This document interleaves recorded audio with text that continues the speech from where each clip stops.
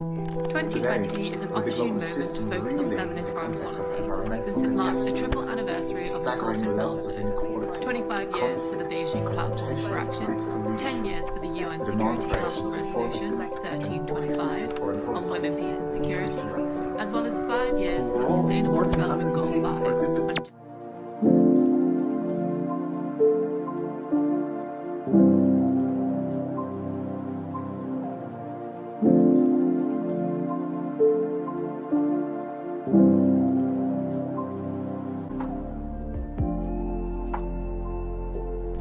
Women and traditionally marginalized groups have historically been underrepresented in government, policy making, and subsequently in foreign policy.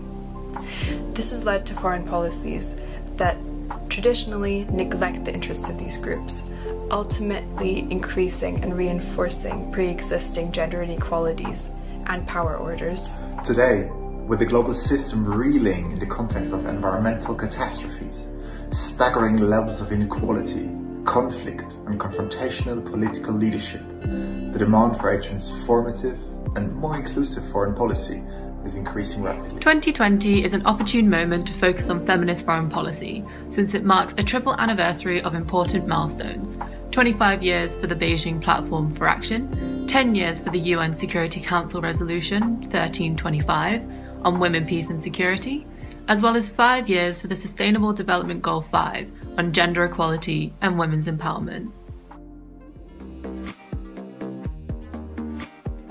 In order to map the future development of a feminist foreign policy agenda, the Open Think Tank Network set out for a transnational, participatory process to answer the question, what should feminist foreign policy look like in the 2020s? The Open Think Tank Network consists of 5 grassroots think tanks from Germany, France, Switzerland, Austria and the UK.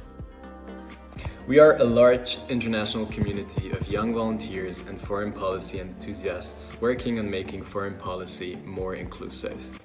The crowd innovation platform Policy Kitchen allows us to scale inclusive processes across borders.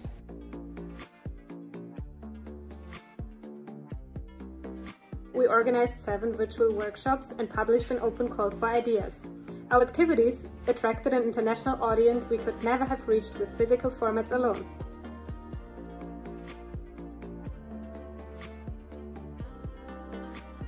Overall, more than 180 participants joined the Policy Kitchen Challenge and collaboratively developed more than 80 policy proposals. Based on all the inputs, the Policy Kitchen team puts forward the following definition of a feminist foreign policy. A feminist foreign policy seeks to achieve overall equality based on rights, is fundamentally pacifist, and promotes a regenerative approach to nature. This rich material became the basis of a comprehensive publication on feminist foreign policy.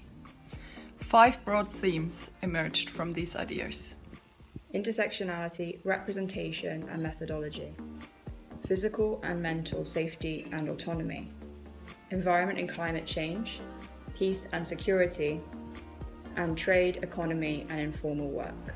Here are some of our favorite ideas that came out of the process.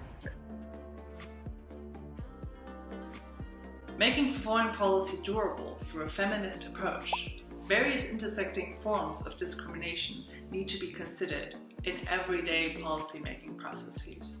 In order to do so, training on unconscious gender and racial biases needs to be implemented for all staff in foreign affairs ministries. To drive action on gender-based violence and sexual and reproductive health and rights, feminist foreign policies can and should establish purple lines to define the standards that they will promote and defend. By taking the existing concept of red lines and turning it into an accessible but powerful rhetorical tool for defining feminist foreign policy agendas, we can translate global frameworks, conventions, and treaties into purple lines that represent the concrete issues and actions that feminist foreign policies will mobilize around and defend all over the world. When tackling climate change, also the impact on social justice has to be assessed. Such research would inform policymakers as to how different groups in societies are affected differently by environmental policies. Thereby, the specific needs of particularly vulnerable groups, including women, have to be taken into consideration. In the Peace and Security chapter, we highlight the importance of a human security agenda, in which lives of individuals are secured, rather than the traditional state security, which is more worried with external military threats, and while trying to protect the state, ends up contributing with higher insecurity of the lives of its citizens and non-citizens. One example can be seen in migration routes for refugees, since, with higher securitization and military presence at the border, the lives of this group that's already vulnerable and marginalized becomes more unsafe. In addition to our emphasis on human security, we do recognise the practical realist dimension of security that predominates the international arena. But a regulation-based approach to the arms trade, conducted under a militarised patriarchal context, will only continue to perpetuate systemic violence through legal avenues and thus remains inadequate. We urge states that have adopted a feminist foreign policy to begin a genuine pursuit of global disarmament, beginning with committing to phase out their own arms exports and applying multilateral pressure on violators of this commitment.